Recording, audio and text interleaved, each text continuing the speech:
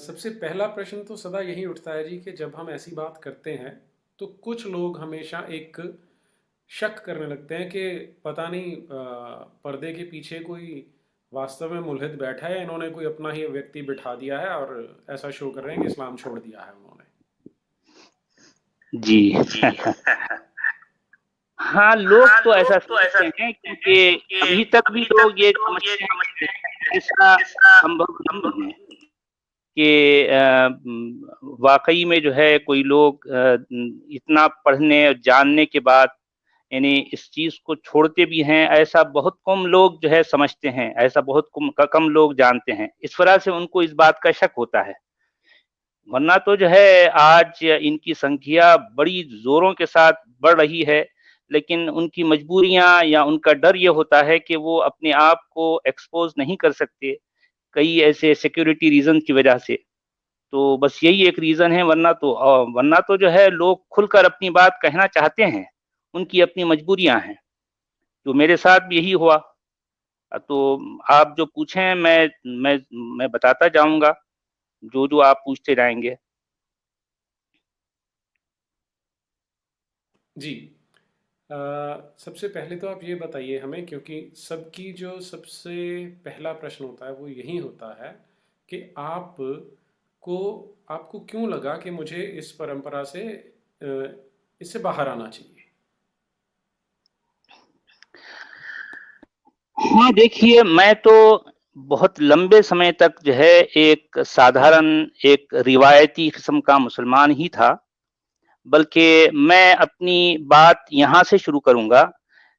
جس وقت میں 6 سال 5.5 6 سال کا تھا، تو میں ایک اپنے شہر کے ایک پبلک اسکول کا اسٹوڈنٹ ہوا کرتا تھا۔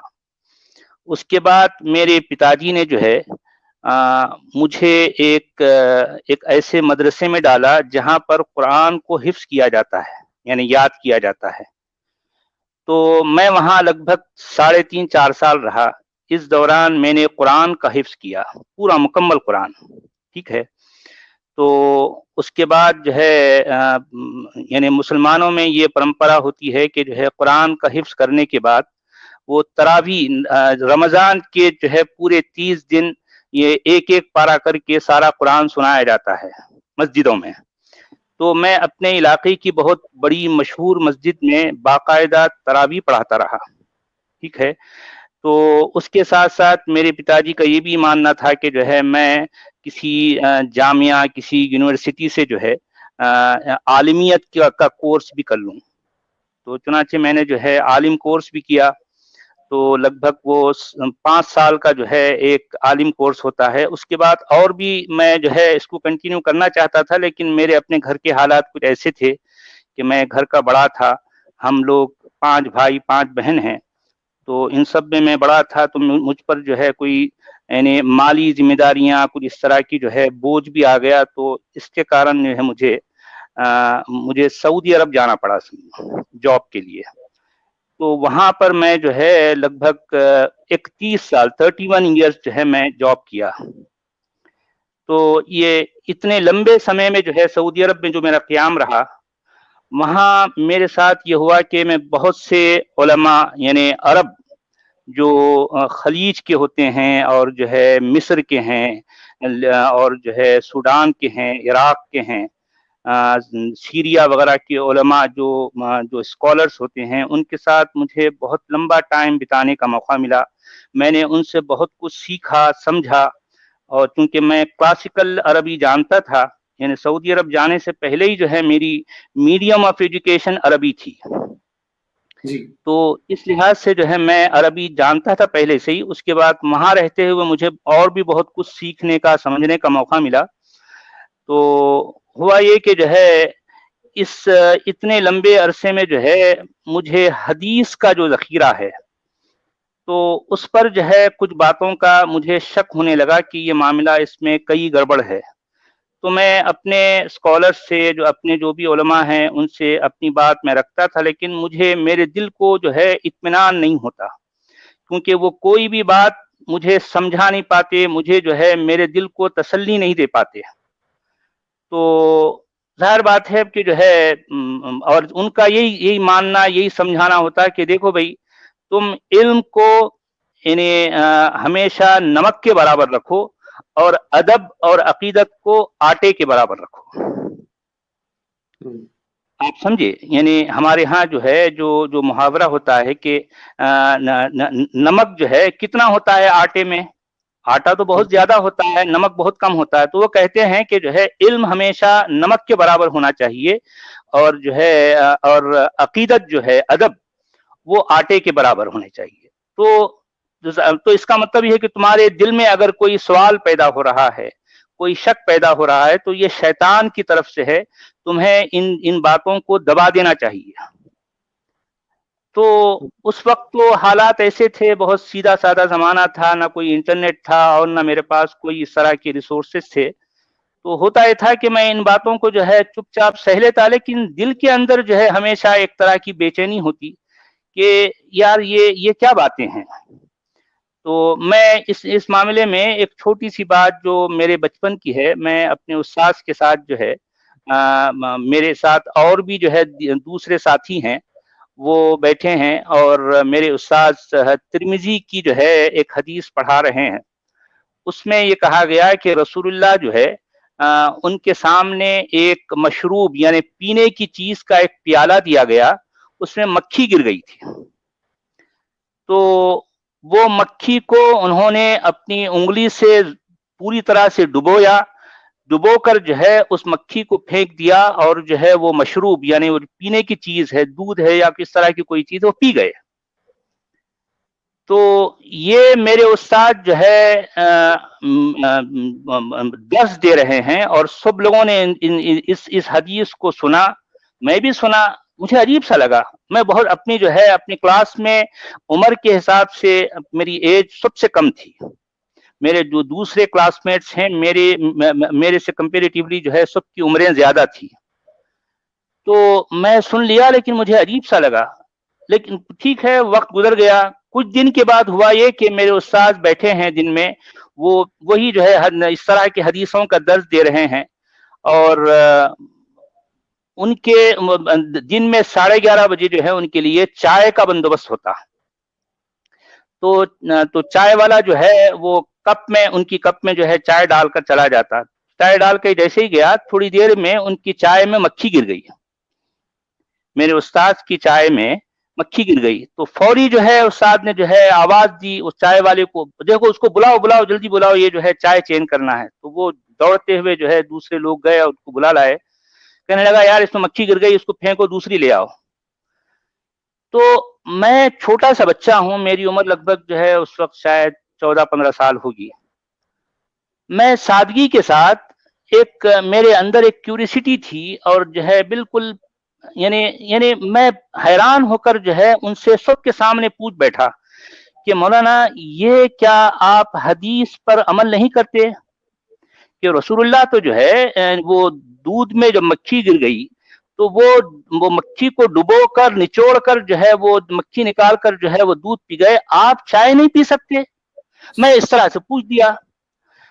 اب دیکھیے میرا پوچھنا ہی تھا، ان کا وبال جو ہے مجھ پر ٹوٹ پڑا. وہ جو ہے غصے میں آ گئے اور کہنے لگے تم بدتمیز، تم جو ہے اس طرح کی باتیں کرتے ہو، ایسا سوال، اس طرح کی بات. میں حیران رہا کہ بھئی میں نے کون سا جرم کر دیا، میں نے کون سی ایسی بات ان سے پوچھ لی کہ جو ہے جس کی بنا پر جو ہے وہ مجھے اتنے ڈانٹنے لگ گئے. کہ ٹھیک ہے، وقت گزر گیا. تو اب دیکھیں کہ جو ہے اس طرح کی بات میں صرف ایک ایگزامپل کے طور پر جو ہے میں نے جو ہے یہ بات آپ کے سامنے رکھی. اور بھی ایسی کئی مثالیں ہیں. تو یعنی اس طرح کی جو باتیں ہوتی ہیں بچپن میں جو ان کو دبا دیا جاتا ہے، وہ وقت کے ساتھ ساتھ جو ہے اور مزید ابھر کے آتی ہیں. وہ جو ہے دبتی نہیں ہے. چنانچہ میرے ساتھ بھی یہی ہوا. تو جیسے جیسے میرے ساتھ جو ہے کچھ مجھے سورسز ملے، مجھے ایسے امکانات ملے کہ جو ہے میں کچھ اور مزید جان سکوں، پڑھ سکوں، سمجھ سکوں، تو حدیث کے ذخیرے پر جو ہے مجھے بڑا یعنی بہت شک آنے لگا. تو بالآخر جو ہے میں نے حدیث کے ذخیرے کو جو ہے اپنی روایتی جو زندگی سے نکال ڈالا. اس کے بعد میرا سارا فوکس قرآن پر رہا. تو آپ شاید جانتے ہیں یا ہمارے درشک جانتے ہوں گے کہ جو ہے مسلمانوں میں ابھی کچھ عرصے سے ایک ایسا جو ہے گروہ، ایک ایسا گروپ بھی سامنے آیا ہے جو اپنے آپ کو اہل قرآن کہتا ہے، اونلی قرآن سمجھے، قرآنسٹ جسے کہتے ہیں۔ وہ حدیث کو نہیں مانتے، وہ صرف قرآن پر جو ہے بات کرتے ہیں۔ تو میرا بھی جو ہے بہت لمبے ٹائم تک جو ہے یہی ماننا تھا کہ قرآن ایک آتھینٹک بک ہے، اور وہ ایک ایک حرف، ایک ایک لفظ، ایک ایک جو ہے آیت اس کی ایز اٹ از رسول اللہ پر جیسے اتری تھی، آج بھی جو ہے پوری دنیا میں ایک ہی قرآن ہے، اور اس طرح سے جو ہے ہر جگہ پایا جاتا ہے۔ میرا یہ عقیدہ تھا، یہ ایمان تھا، یہ میرا یقین تھا اس طرح سے۔ اس پر میں بہت لمبے عرصے تک رہا اور اسی بات کا پرچار کرتا تھا ہر جگہ۔ لیکن کچھ باتیں ایسی ہیں کہ میں کلاسیکل عربی جاننے کے ساتھ ساتھ میں فری ہینڈ خطاط بھی ہوں، جسے کیلیگرافسٹ کہا جاتا ہے، عربی کیلیگرافی۔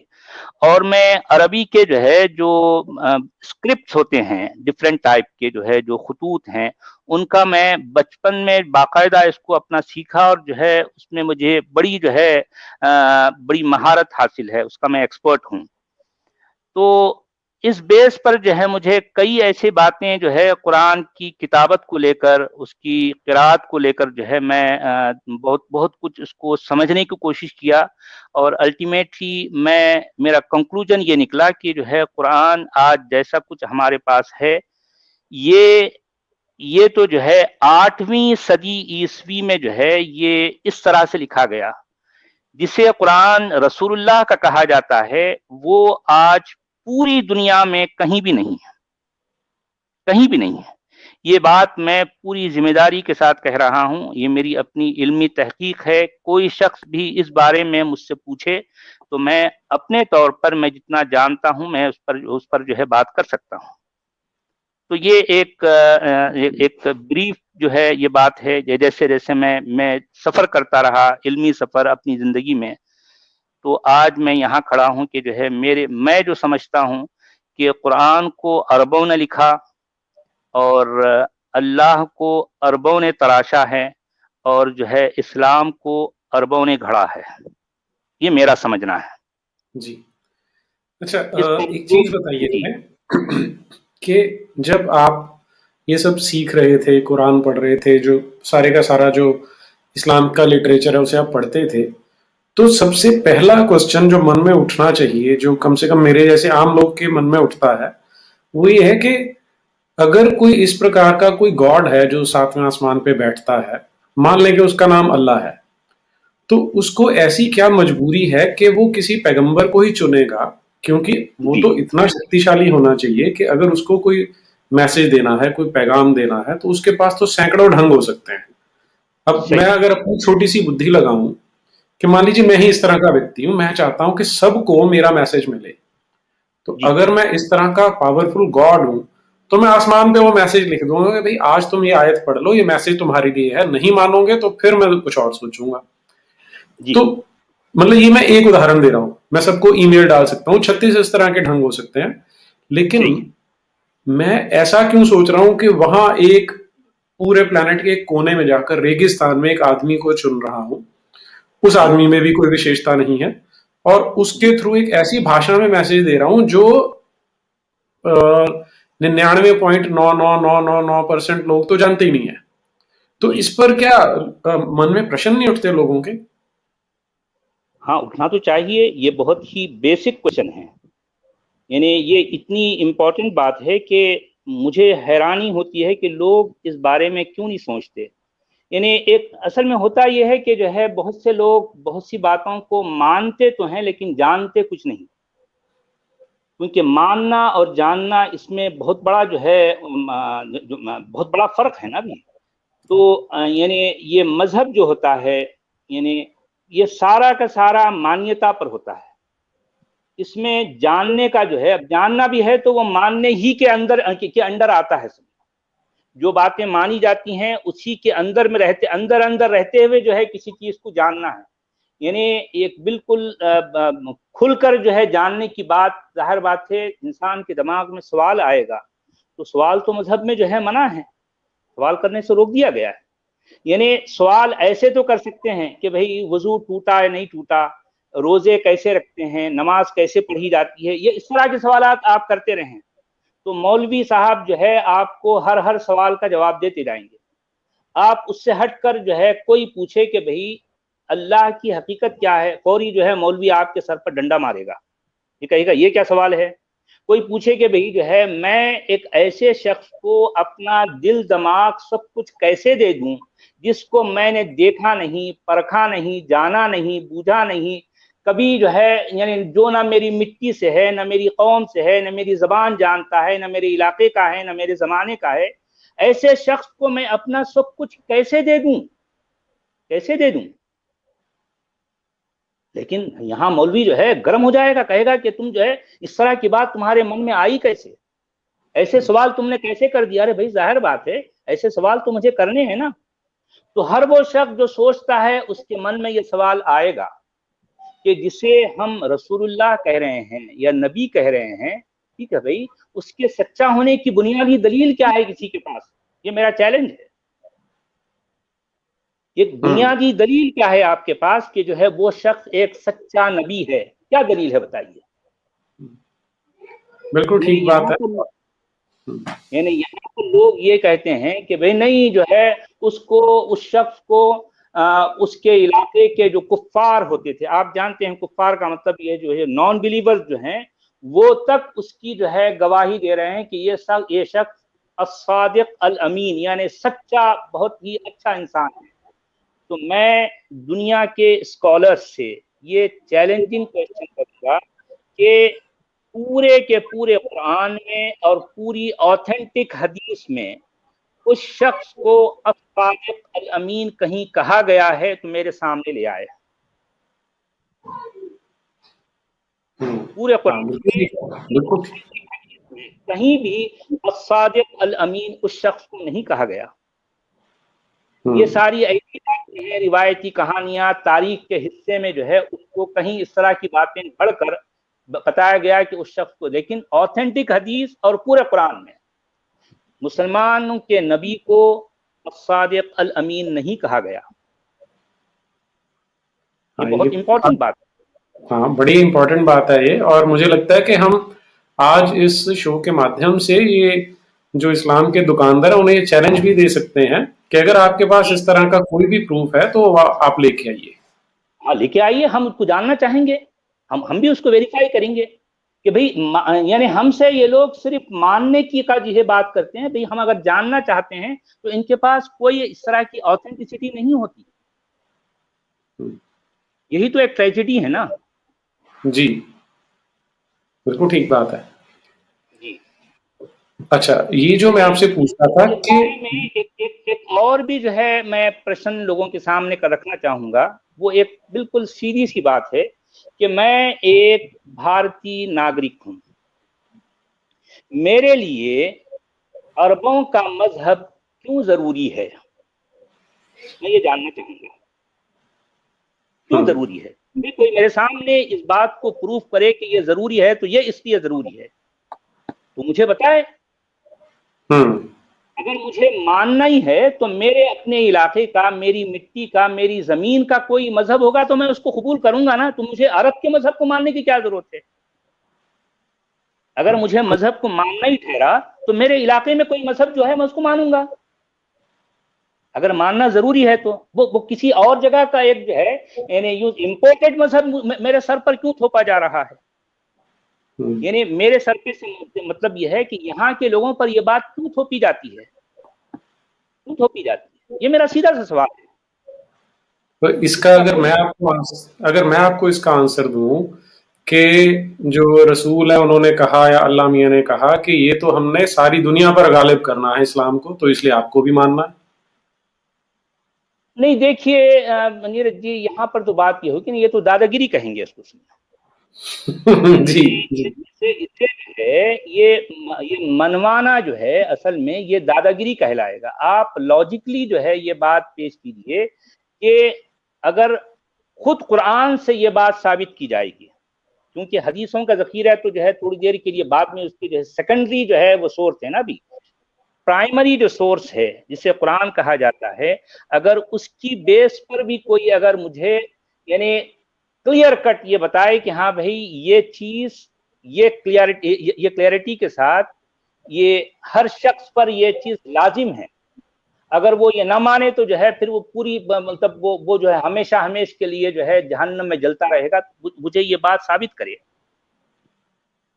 तो हम उस पर गौर करेंगे। दूसरी बात ये है कि खुद कुरान भी, जाहिर बात है ये एक अरबिक बुक है, ये हम नॉन अरब पर क्यों थोपी जा रही है, क्यों थोपी जा रही है?